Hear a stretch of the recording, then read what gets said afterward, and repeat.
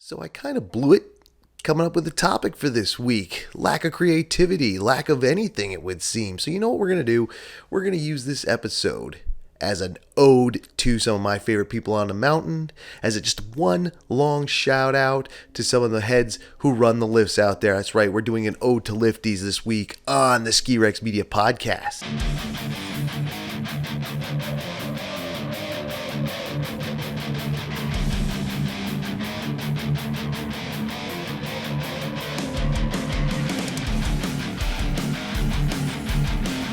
I gotta admit, I let it get a little too chilly today in the HQ, so that's why I'm wearing the hoodie today inside. Yes, I let it get a little too cold in here. The temperatures are dropping here in Vermont, which is good because it's supposed to snow tonight. It's supposed to snow this weekend. Maybe we can get back what we lost this past spring. And by this past spring, I mean this past weekend. But we're not here to talk about the weather. We're here to talk about some of my favorite people on the mountain, maybe unsung heroes in a way, depending on who you talk to and, what kind of run-in you've had personally. We're going to talk about lifties today. Yes, I've had many friends in the industry who are lifties, and these are people who I think at times are probably overlooked. They just looked at the people who are sitting in the shacks. That's all they are, sitting in the shacks pushing buttons. But we know that's not true. Some people might think that's true. I don't think that's true. In fact, I know that's not true. What I do know is that a good lifty, like any other help, we've all heard the adage, good help is hard to find. Good lifty, I don't think is hard to find, but I think it's hard to notice. Some people out there when they're on the ski mountain, and myself included, probably some of you included, just kind of get in our own zone and forget about what's going on around them. Watching the people who make the place work, who make it happen, and we all know, because we see that at our own jobs every day.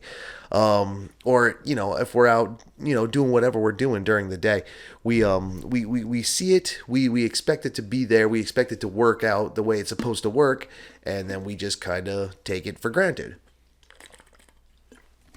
And there's many jobs like that on a ski hill. But we're going to talk about lifties today. Why are we going to do that? Where did this come from? I admitted I couldn't come up with a topic this week, so where did this come from? I saw a video yesterday, day before, and the thing was I couldn't remember where I saw it. I wasn't able to find it again. It was on social media, and I'm sure if I just went on and did a Google search or something, I would have been able to find it, but I couldn't. But it was a video of a lifty in an upper shack just throwing down some nunchuck moves, all for the delight of those riding up the lift. And I've never seen that before. In fact, that's kind of what I wanted to do was for the written content. I wanted to do a I've never seen this at a ski hill piece about that, because I've seen some lifties do some cool stuff. Very nice. I mean, I see them do their job. They're watching their switches, they're watching the lifts, they're making sure nobody gets hurt, slowing down the chair when it needs to. They're out there making sure the deck is covered with snow and nice and kind of groomed up with shovels and doing this and that. And they're being polite typically. But I've never seen an entertaining one in person, and I've seen videos. I saw the one, God, where was it? I forget where it was. Where was it? I can't remember. But I did do a piece, and I've never seen this at a ski hill piece, on a guy who was dancing, and he was throwing down some serious moves, dude. Like, this kid, he might as well be on that dance show on TV that I can't remember the name of and don't watch. He was throwing it down. And then we got this new dude here who I just saw, like I said, throwing nunchucks around in the shack safely and for the entertainment of the crowd. Now, I can't say, now I don't know the guy. Maybe he just likes attention no matter what he does. But as a lifty, that's pretty awesome. Taking a step beyond the wave, the fist bump, the high five, this stuff I've seen in person, taking it to another level, and it's really kind of awesome. And the thing is, my point really is that these people are kind of unsung because it's more than that. Now, some people will look at them as just lift operators, and like I said, pushing buttons, making sure people are safe. Great, making sure it works, and they prevent it from breaking. Now, obviously, not every lifty is a lift mechanic. Not every lift mechanic is a lifty, obviously, but they're more than that. I mean, let's start with the heads at the bottom. Now, these are guys you kind of want to get to know. And I don't mean to say guys in a sexist way, just lifties in general. The ones at the bottom are the ones you really want to know, because those are the ones you're going to get to talk to the most often. They're the ones who are going to be out of the shack the most often. Why that is exactly, I mean, I can theorize. It's colder at the top. There's sometimes more than one at the bottom, and the shacks aren't big. So somebody has to be outside. Plus, the lifties might be doubling as ticket checkers, if that's even still a thing at a mountain anywhere. Lord knows what those RFID passes, man. The liftie and the ticket checker are the liftie will always be here, but the ticket checker won't always be here. So sorry, ticket guys, you're going to straight snow shoveling or food service, which don't knock it. That was the department I worked in when I was at Mount Snow, and we had a grand old time and got to know a lot of lifties. But the ones at the bottom, number one, if you're at the right kind of mountain, they have the board, and they always have conditions for the trails that lift services, and some of the other conditions for the other mountains. And these are the big, like the main lift. Like you'll see this at the bottom of gondolas and the big 6-packs, whatever the main lift is. But it is also likely that even if that board isn't there, if your mountain doesn't do that, they might know anyway. Why? Because they've been talking to people all day. They've been talking to the guests, to the skiers, to the snowboarders, to snowmakers who have swung through, to ski schoolers who are loading their kids up, their kids groups, and going up. They have talked to ski patrol all day. These guys know what they're talking about. Plus, some of the real hardcore skiing and snowboarding lifty fans, or who are fans of skiing and snowboarding really hardcore, they're using their lunch break to get in runs. So they know where to go, they want to know where to go, and they can tell you where to go. Even to the point that if you can get a couple of them on your side, you might be able to get one of them to tell you where the secret trail is. Now, I know the secret trail is a legend. It's a big general legend, and I don't know if it goes beyond North America. I don't know if in Europe and in Asia and Australia they do this, but the old legend says that there is a trail at almost every mountain, almost any mountain, I should say, any mountain is more accurate, that locals or even just employees ride, and they go down there and they hang out, and they get a couple drinkies and they smoke a couple of smokes, and they do their whole thing. Now, there was a legend of one at Mount Snow. Do I know if it was real or not? No, I never bothered to take the time to go look. I kind of knew where it was, and there is a trail. If you look at a satellite map, there's a trail that kind of seems out of place. So I don't know. That's besides the point. But if you're kind of interested in that kind of thing and you can get them on your side, they might tell you where it is. So you could party with the locals and party like a local. Unless you are a local, then you already know the deal. So that's whatever. So that's what they're doing. Plus, these guys, not only do they have all the information, they know they're just nice folks. They're like good to talk to. They might be able to brighten your day. They might tell you a joke. They might just say hello. They might just shoot you a smile. It might be someone who's just absolutely cute, boy or girl, doesn't matter, man or woman. Just might be super adorably cute, and it's just like, dude, and your day comes up. They can also, they'll learn you something. I got offered to be taught how to ride a friggin' Poma lift because that goddamn thing beat me. And it's at Killington. And if any of you who are fans of Killington, I'm a fan of Killington. But any of you that are fans of Killington, actually, you know what? This is a good lifty story. I'll start it from the beginning. So, what the hell is the name of that lift? It's over between Ram's Head and the main mountain. It's up. What the hell is it called? I can't remember what it's called, and I think the name has changed since I've been there anyway. But there's a Poma back there, on the other side of Ram's Head, I think. You know what? Hold on. Let me look it up.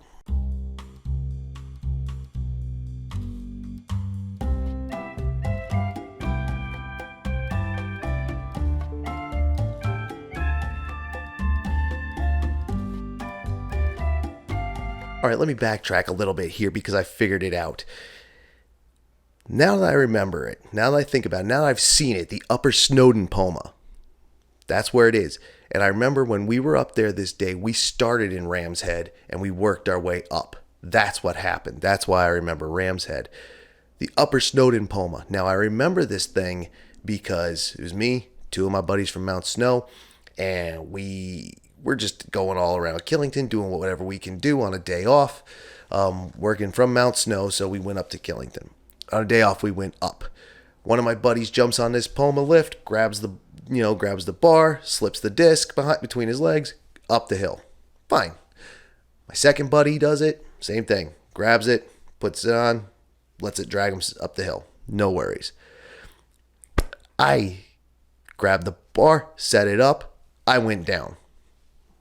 Didn't think anything of it. The lifty didn't think anything of it. He just said, "Hey, you all right?" Says, "Yes, I am." Nice guy, by the way. Came back around. There weren't a lot of people up. This was early season, so there weren't a lot of people there. And it was midweek, so there weren't a lot of people there. It had to have been midweek because we were off Mondays and Tuesdays. There weren't a lot of people there at any place. Maybe it was early. I don't exactly remember. I just remember coming back around, getting back in line, trying it a second time, and failing with a swear word. Lifty says, "Are you okay?" I says, "No, but I'm fine." I was physically okay. I was angry. Tried it a third time, biffed a third time, walked off to the side, and I was so mad. I was swearing, but the lifty talked me down. He's like, "Are you all right, dude?" He's like, "Do you need help? Do you want?" But I was just so pissed. Like, he was a nice guy. I didn't snap at him or anything, but he offered to show me how. He said, "I think I know where you're going wrong," and I said, "Thanks, dude, but I'll just wait for my friends to come by, and we're gonna get the fuck out of here because this is bullshit." And I got beaten by a lift, and I've never been beaten by a lift before. I've always successfully gotten on lifts, gotten off lifts, and that thing kicked my ass. And I've never gone back to avenge myself on that lift. Maybe one of these days I'll go up there and do it. Also nice to know the lifty was very nice. Back then I was a cigarette smoker, so he asked me if he could have one, and of course I let him have one, so that was pretty nice. And then my friends came down and said, "What the hell happened to you?" I told them the story. They laughed at me, rightfully so, and we went about our day. So see, the guy was not only there to check on, my well-being, but he was a nice guy all around, and that's really the point. These lifties, man, woman, guy, gal, doesn't matter, are all very nice people typically. Now, we can talk about the ones that aren't so great, and I've run into them, and you've run into them, and we can't hold that vocation responsible for that as a whole. There's always going to be assholes at every job, no matter what. Some people just realize that that's not the way to be, and they're happy to be there, and they know the job they're supposed to do, and they enjoy the job they are doing, and they do it, and they do it well, and they do it right. Like Nunchuck Guy, he's up in the upper shack, he's in the shack, there's really not much for him to do, so he's, Bruce Leeing it up there for the entertainment of the crowd. In fact, if you ever notice, take a look at the windows of the shack, you'll see some crazy stuff written in whatever type of marker they can wipe off the glass, the windows on the shack. You can sometimes see some funny ass stuff written up there. Just wonderful people, great times with some of them. In fact, one lifty at Mount Snow won me about $25 one day on bets.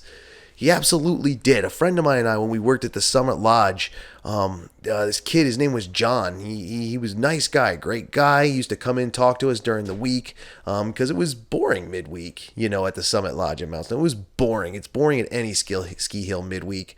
If you work there and you work at a place that doesn't get, like, the main base is always going to get the most visitors. We know that. The lodges down there get the most visitors. Then, the mid stations get a decent amount. The summit lodges get a decent amount.